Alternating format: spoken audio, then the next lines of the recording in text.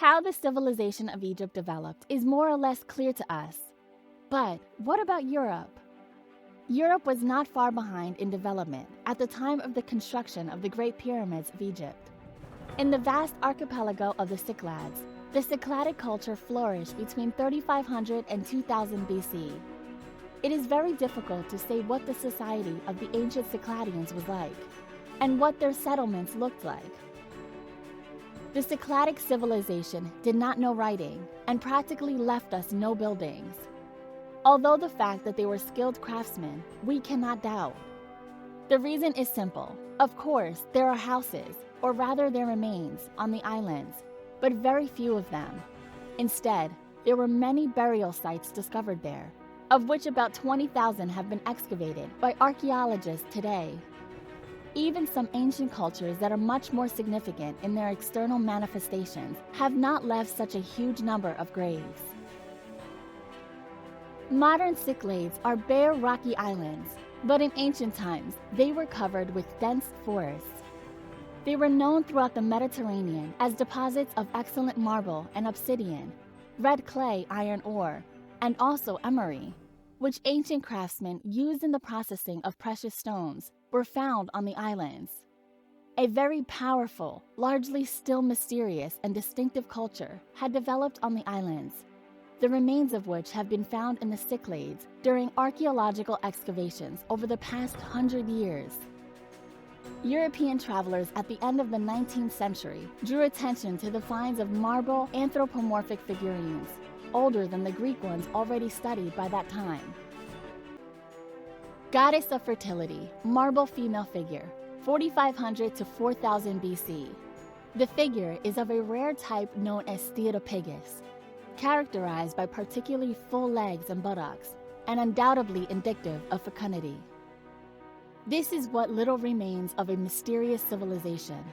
It is assumed that the culture of the Cyclades was assimilated by the Cretan Minoan civilization and dissolved into it.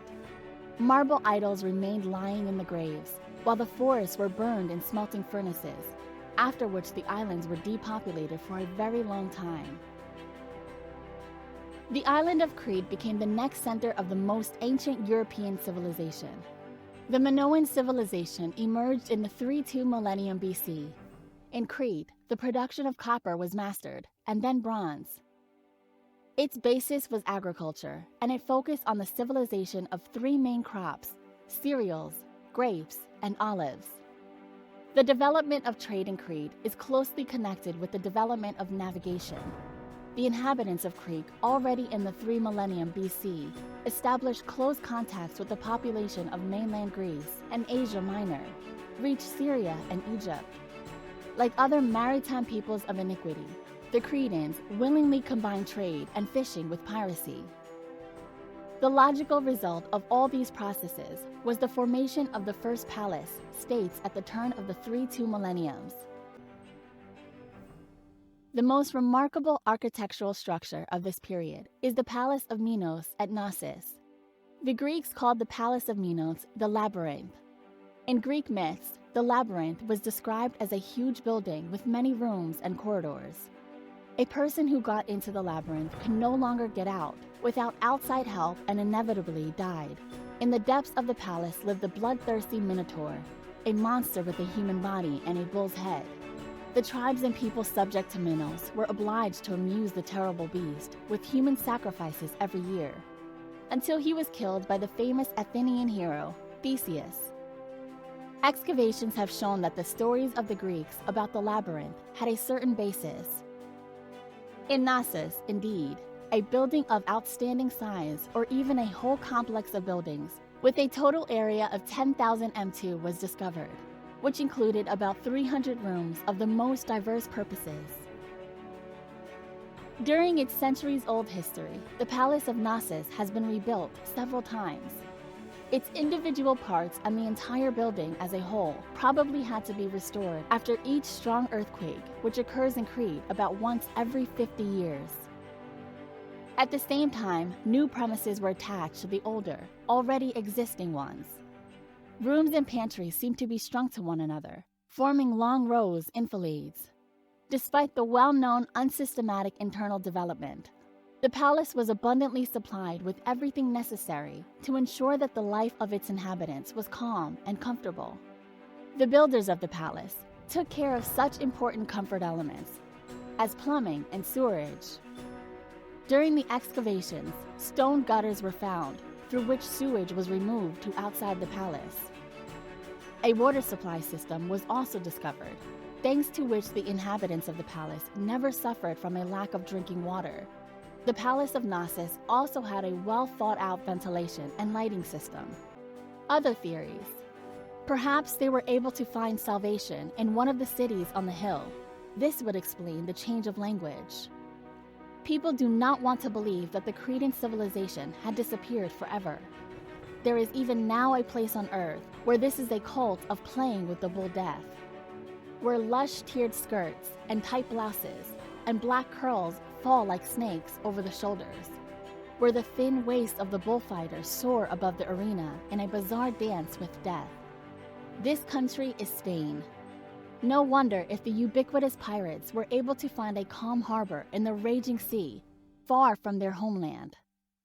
It is widely known that the Phoenician merchant pirates set up their colonies in the southeast of Spain. There is no direct link from Crete to Spain, but the tradition can be traced. And if there are decorations, then of course women are nearby. Terracotta figurine of a woman with a bird's face. C. 1450 to 1200 BCE. Cypriot. We met her sister in Egyptian culture. The figurine is a typical example of Cypriot tip art, with an accentuated pubic triangle and a clearly marked chest, probably of Syrian origin. But Cypriot sculptors created their own variations. Her eyes are balls surrounded by rings. Each large flat ear has 2 holes, each with an earring. Those with a humorous turn might notice that, if you look at several figures at once, it seems that these figures are wearing panties of different designs. We also mention figured vases in the form of people and animals. For example, 22, fragmentary terracotta write-in, vase for libations or drinking. C. 460 to 450 BC, remains of 2 figures. The fondness for vases in figured form continued throughout the 5th century BC. In the middle of the century, the workshop of the artist Sotates was the most active and creative source. While vases with heads, sometimes with 2 joined heads, were popular in the 490s and 480s. The next generation of artists introduced the idea of combing the heads of different animals, in this case a donkey and a ram. The painted scene probably depicted a satyr and a maenad. Ancient Greece gave us the idea of an ideal person. Everything in a person should be perfect. The correct Greek features of the Hellenes are beautiful and almost perfect.